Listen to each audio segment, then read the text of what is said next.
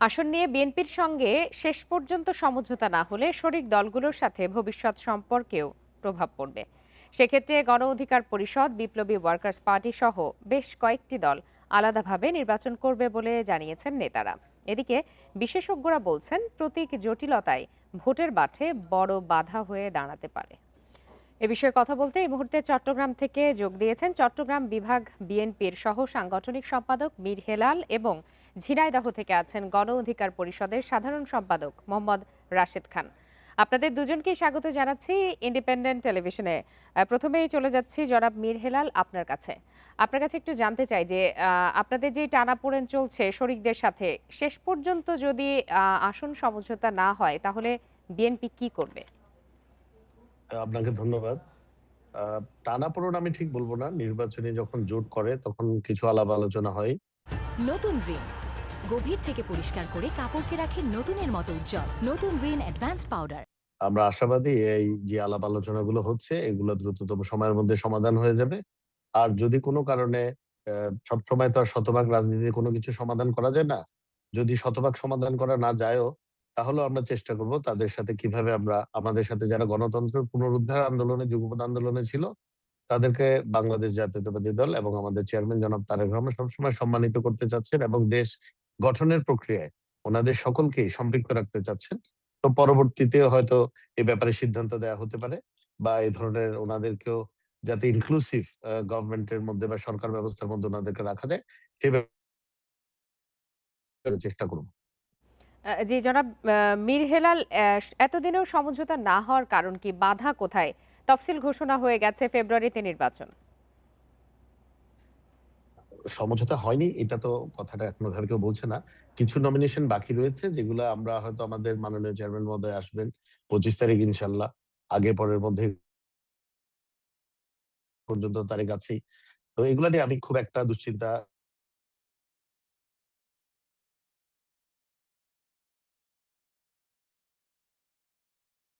এবং এই সংগ্রামের ফসলই হচ্ছে এই ৫ই আগস্ট ২০২৪। তো আমরা ভবিষ্যতেও এই ফ্যাসিবাদী শক্তির বিরুদ্ধে যারা আছে তাদেরকে সাথে নিয়েই পথ চলবো। তো আমি মনে করি না যে এখানে কোন ধরনের জটিলতা দেখা দিবে। এগুলা যে সময়ের মধ্যে সবই সমাধান হয়ে যাবে। আরেকটি বিষয় জানতে চাই আপনার কাছে যে সমঝোতার বিষয়ে কতগুলো দলের সাথে আপনাদের আলোচনা হচ্ছে এবং কতটি আসন ছাড়তে পারে বিএনপি? না এই বিষয়ে তো আসলে যারা নীতি নির্ধারক পর্যায়ে আছেন উনারা আমার চেয়ে ভালো বলতে পারবেন। বাট আমি যেটা বললাম আমাদের অন প্রিন্সিপাল দলে যে আমরা যে প্রিন্সিপাল আমরা চলছি সেটি হলো আ স্বাধীনতার পক্ষে এবং গণতন্ত্রের আ পুনরুদ্ধারের আন্দোলনে, যুগপৎ আন্দোলনে যে দলগুলোই আমাদের সাথে ছিল আমরা তাদের সকলকেই আ কনসিডার করছি তবে একটা জিনিস অবশ্যই বাংলাদেশ জাতীয়তাবাদী দল চিন্তা করবে, শুধু জোট নয়, ওই আসনের জন্য যোগ্য প্রার্থী কে আছে সেটাও বিবেচনায় আছে। কারণ আমাদের দলেও একাধিক যোগ্য প্রার্থী আছে। বাট সবচেয়ে যোগ্য যিনি তাকে মনোনয়ন দেওয়া হচ্ছে এবং মেনেও নিচ্ছে। তো আমিও বিশ্বাস করি যে যোগ্য আসন আ মানে আসনের জন্য যিনি যোগ্য প্রার্থী ওই বিবেচনায় আমরা এটা সমাধান করে ফেলতে পারব। জি জনাব মীর ইনশাআল্লাহ। হেলাল, যদি সমঝোতা হয়েও যায় সেক্ষেত্রে আসন নিয়ে স্থানীয়ভাবে নেতারা সেই বিষয়গুলো মেনে নেবেন কিনা আপনার কি মনে হয়? আমাদের নেতা জনাব তারেক রহমানের সিদ্ধান্ত সকলেই মেনে নেবেন। এ ব্যাপারে কোন দ্বিমত নেই। যদি কোন কিছু থাকে এটা উনার সাথে এসে আলাপ করে এটা সমাধান হবে। বিএনপির কি এককভাবে নির্বাচনে যাওয়ার কোনো ধরনের পরিকল্পনা আছে কিনা? না এখন পর্যন্ত এভাবে না। কারণ আমাদের মহাসচিব তো বলেছেনই যে শরিক দলের জন্য কিছু সিট এখনো রাখা হয়েছে। তো সেই হিসেবে ওইভাবে চিন্তা করলে তো প্রকাশ্যেই দেখা যায় যে আমরা আ এককভাবে নির্বাচনে যাওয়ার কোন চিন্তা নেই এবং একাধারে বিভিন্ন জোটের নেতৃত্বকে তো অলরেডি মাঠে কাজ করতে দেখা যাচ্ছে বিএনপির সাপোর্ট নিয়ে। তাহলে একা যাওয়ার তো কোনো ওরকম চিন্তা ভাবনা এখন পর্যন্ত নেই। জি, আরেকটি বিষয় আপনার কাছে জানতে চাই যে যদি সমঝোতাও হয়, শরিকদের তো নিজস্ব প্রতীকে নির্বাচন করতে হবে। সেক্ষেত্রে আসলে আসন হাতছাড়া হওয়ার কোনো ধরনের শঙ্কা রয়েছে কিনা আপনার কি মনে হয়? আমি কয়েকদিন আগে দেখলাম সাদাত হোসেন সেলিম সাহেব ওনার দল বিলুপ্ত করে এসে বাংলাদেশ জাতীয়তাবাদী দলের আ আ প্রতীক নিয়ে নির্বাচনের জন্য আগাচ্ছেন। তো যদি সমঝোতা হয়ে যায় এই ব্যবস্থা নিশ্চয়ই বিএনপি বা জোটবদ্ধ দলগুলো ব্যবস্থা নিবে বলে আমি মনে করি। জি, জনাব মীর হেলাল, আপনি থাকুন আমাদের সাথে। এবারে আমি চলে যাচ্ছি আমাদের আরেক অতিথি মোহাম্মদ রাশেদ খান আপনার কাছে। আপনার কাছে একটু শুরুতেই জানতে চাই যে আ বিএনপির সাথে আপনাদের যদি শেষ পর্যন্ত শরিকদের যেই আসন নিয়ে সমঝোতা আলাপ আলোচনা এখনো চলছে, এই সমঝোতা যদি না হয় তাহলে আপনারা কি করবেন?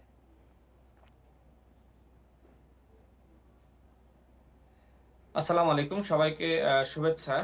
বিএনপির সাথে আমাদের ১৯ তারিখ দুপুরবেলা আ নামাজের আগে আমাদের বৈঠক আছে। সেই বৈঠকে চূড়ান্ত আলোচনা হবে।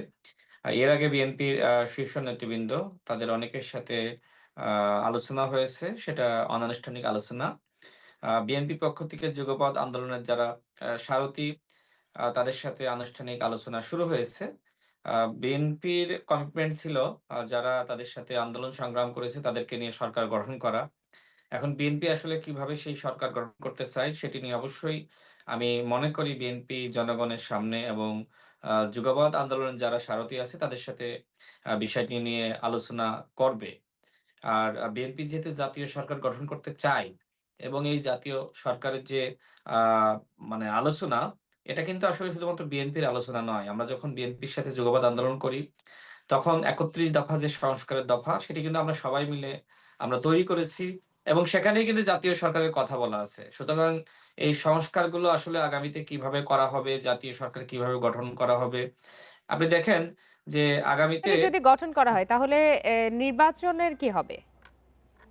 না, জাতীয় সরকার তো নির্বাচনের পরে গঠন করা হবে। যেটি বিএনপির পক্ষ থেকে কিন্তু বলা হয়েছে এবং যে ৩১ দফা সেখানে তো সেই কথা বলা আছে যে নির্বাচনের পরে জাতীয় সরকার, নির্বাচনের আগে না।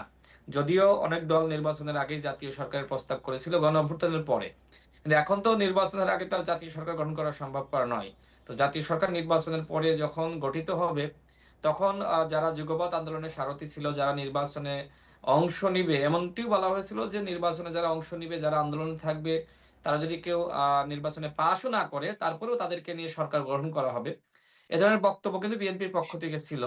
তো আমার মনে হয় আলাপ আলোচনার মাধ্যমে একটি সিদ্ধান্ত আসবে এবং এই আলোচনার জন্য আমরা অপেক্ষা করছি। আমাদের আগামী শুক্রবারে ১৯ ডিসেম্বর আমাদের বৈঠক আছে এবং এর আগে অন্যান্য দলের সাথে বৈঠক হচ্ছে। আমি যতটুকু শুনেছি যে এই বৈঠকগুলো ইতিবাচক হচ্ছে। সেক্ষেত্রে আপনাদের এখন পর্যন্ত সমঝোতা না হওয়ার পেছনে মূল বাধা কোথায় বলে আপনার মনে হয়? না, সমঝোতা বলতে বিএনপির পক্ষ থেকে যেটি বলা হলো, বিএনপির মহাসচিব যেটি বলল আমি শুনলাম। তিনি বলছেন যে প্রাথমিক তারা তালিকা প্রকাশ করেছে। এটা কোনো চূড়ান্ত তালিকা নয়। এমনকি বিএনপির পক্ষ থেকে এটিও বলা হয়েছে যে আপনারা যারা যুগপৎ আন্দোলনের সারথি ছিলেন তারাও তো আপনারা তালিকা প্রকাশ করেছেন। এখন আমরা সমন্বয় করব। তো সেই সমন্বয়ের জন্য তারা বসেছে। তো এখন তো যেহেতু বিএনপির সাথে আমরা আন্দোলন সংগ্রামে ছিলাম, এখন তো বিএনপি কি সিদ্ধান্ত নেয় সেটি আমাদেরকে দেখতে হবে। তার আগে তো আমি আ আগেই কিছু বলতে পারি না যে কি হবে, কি করা উচিত। বিএনপির সাথে আমরা আলোচনা করব। আলোচনার ভিত্তিতে আমাদের সিদ্ধান্ত আসবে বলে আমি মনে করি।